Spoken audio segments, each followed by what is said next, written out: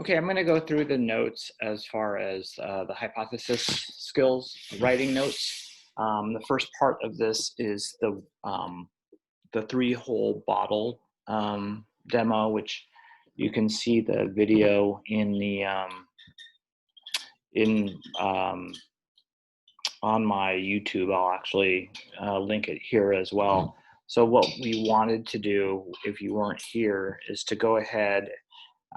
If you go through the video, there's three holes in the bottle. The bottle is filled with water up above the highest hole, and there's tape that is covering each of the holes. So the first thing that you want to do is make a prediction as far as what's going to happen once I remove that tape of the top hole, right? And then whatever that prediction is, write a hypothesis.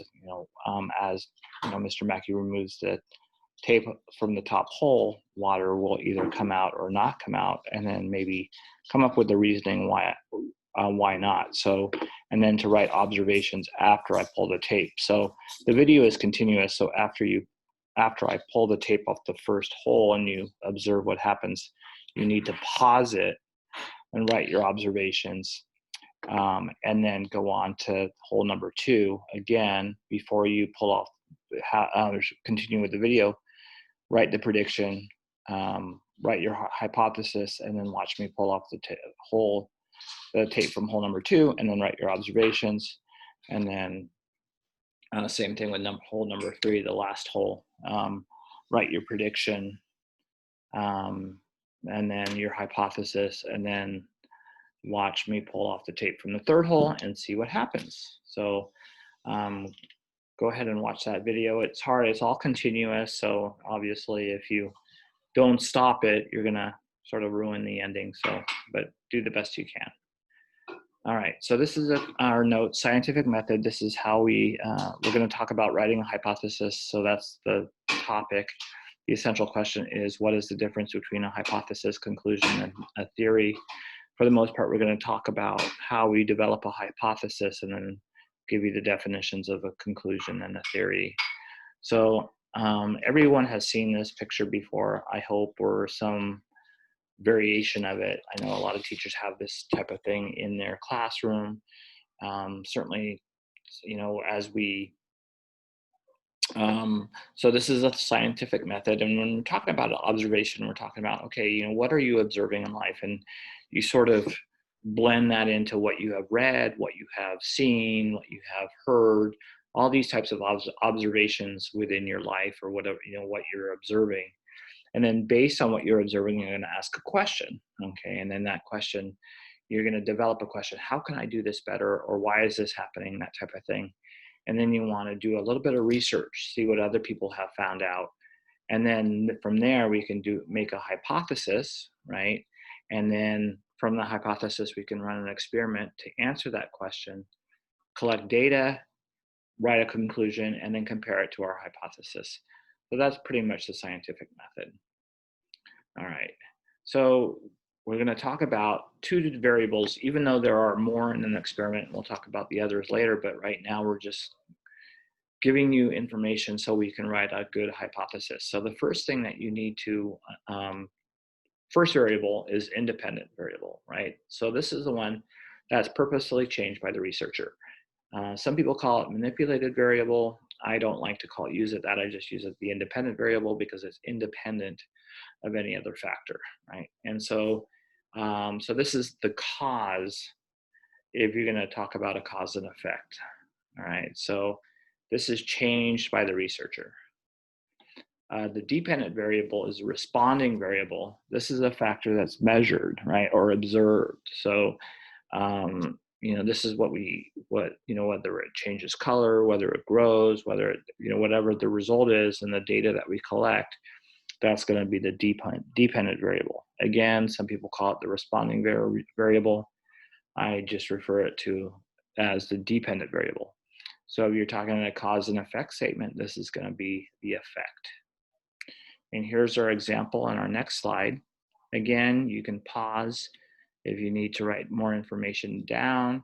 You can go with the PowerPoint and then go back and watch this again, whichever works best for you. So here, our experiment is we're trying to grow plants and we're trying to see the effect of fertilizer on plant growth, right? So we're either going to apply this fertilizer X to the plant, or we're not going to apply it to the plant. So that's our independent variable, whether the plant gets fertilizer or not. How are we going to, so this is the cause. So how are we going to determine the effect? Well, we're going to measure the plant. And this just shows you numerous ways that you can measure plant growth, whether how tall it gets, how many leaves does it have. You can even measure how big the leaves are, or you can measure how many fruits it produces. So this is an example, independent versus dependent. All right, so here we are with another example problem. Ezekiel puts 100 red seeds, 100 brown seeds, and 100 yellow seeds in his bird feeder. He also puts 100 regular sunflower seeds in that bird feeder. He counted the seeds of each color that remained after 2 days, and he repeated this experiment 10 times over 20 days. And he, kept the seeds mixed. So, he's trying to see if the colored seeds affect how many seeds the birds eat. So the independent variable would be the color seeds, right? Because the color of seeds, right? So we want to see if it has an effect. The dependent variable would be the effect, right? So how are we going to tell if the color seeds, have an effect on the bird's diet? Well, we're going to count them, right? So he's going to count the seeds. So that would be the dependent variable, right? So the independent variable is the color of seeds, different color seeds, and the dependent variable is the number of seeds you can say left, or how many the birds ate, if just depending on how you want to represent the data. All right, so what is a hypothesis? A tentative explanation for an observation, phenomenon, or a scientific problem that can be tested by further investigation. So in a nutshell, it's an educated guess that needs to be able to be tested, right? So it's more than really an educated guess. I know that people like to use this term, but it's more of a prediction, right? I think a prediction is more educated, right? So if you remember back to the scientific method, we talked about, okay, you make observations, you make a prediction, and you do more research, see what other people have done, maybe some research on, maybe if you're doing that fertilizer experiment, you want to do some research on plant nutrition, what kind of nutrients do plants need? So those types of things. So it's more than just an educated guess. It's a really educated prediction of what's going to be happening.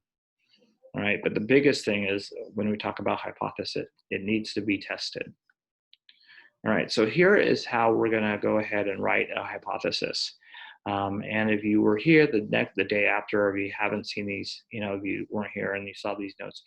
So we have, this is our exceeding the expectations, to write a hypothesis if and then statement. If you look at the rubric of a hypothesis, and when you take the quiz of a hypothesis, our expectations of a work is to go ahead and write it in not using this sentence format. And I provided a worksheet on Canvas that shows you some examples of how to write a hypothesis using different formats. So going back to this, so our basic format is if, the independent variable, right? So if I change this, then dependent variable, right? So then what's going to happen? What's the effect? And then why, right? This is based on our research that we did. What's our scientific reasoning? So here's my example. If the temperature of water is increased, right? So that's my independent variable. So we're going to change the levels of water, or the temperatures of water. Then the amount of sugar that can be dissolved will be increased, right? So that's what we're going to measure. We're going to say how much sugar can be dissolved. And then our scientific reasoning, and this is a basic reasoning. I think everybody knows as things get warmer, the molecules move faster, right? So that would allow more sugar to be dissolved. So that would be our scientific reasoning. And when you're using scientific reasoning, one thing I want you to be careful with is, I realize that you guys are only freshmen in high school, so your breadth of knowledge is really limited. So do a scientific reasoning to the best of your ability, right? Not, try not to repeat what the dependent variable is, but try to come up with a reasoning that you would, within your knowledge base. All right, so here's this example. In class, I sort of skipped over this because, we were sort of running out of time and I didn't want to spend too much time on this, but if you want to, go ahead and see if you can write a hypothesis for this experiment, and then I go ahead and there is one right here that I'm not really going to go over, but you can if you wish, because I did want to move on. So the conclusion, okay, so definition, if you look, I put this on the topic sheet. The conclusion evaluates a hypothesis by using data or evidence. So the hypothesis is either supported or rejected. So two things that I want to take away from this slide. I feel like the conclusion is one experiment, right? You do an experiment, you write a conclusion. I know, we had these conversations in classes, and from what I've taught these last, however many years I've been here, I know that you guys are somewhat familiar with CER. I know Ida Price did a lot of them. Dartmouth maybe did a few, but our CERs is what we're going to use here. That's our conclusion paragraphs, and it's just a good format. I know it sort of has this negative connotation. Oh, a CER, I hate CERs, but really you're just writing a conclusion for an experiment. And so a conclusion is just one experiment, right? So we're going to collect data, do our experiment, collect data, and then write a conclusion using the data that we collected. And then one thing I want to mention is that it's never right or wrong, a hypothesis. It's either going to be supported or not supported, or rejected. I think rejected is sort of negative, but so let's say, for instance, my hypothesis is that if we give plants, the fertilizer, the plant growth will be more. I know it's not a very good hypothesis, and that's because plants need nutrients to survive, right, to live. And so let's say I run my experiment, and then my data doesn't support that, right? So let's say the plants that without the fertilizer grew taller. Well, it wasn't that my hypothesis was wrong, right? Because I did this research, I found out that plants need nutrition, and all the other research that I've done shows that plants should grow more if they get fertilizer. Well, my data doesn't support that, right? And then and that's a hard thing. It's like, okay, why not?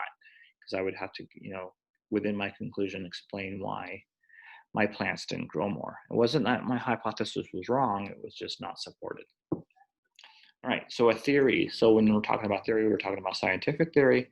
We're talking about summarize a hypothesis based on a lot of information, right? So a bunch of evidence collected by many, many scientists over a long period of time. So like the big one that we talk about is evolution, right? The theory of evolution. We have, it's a theory that this is how, life came to be at this point of time. And our evidence, we have fossils, we have DNA, we have, physiological evidence, we have all this bunch of evidence that's collected by a lot of scientists over a lot of period of time that supports the theory of evolution. And that's a scientific theory. All right, so this is, we will have a hypothesis quiz that's due on Wednesday, so I hope you watch this and you watch the bottle demo so you have an idea of what is going on.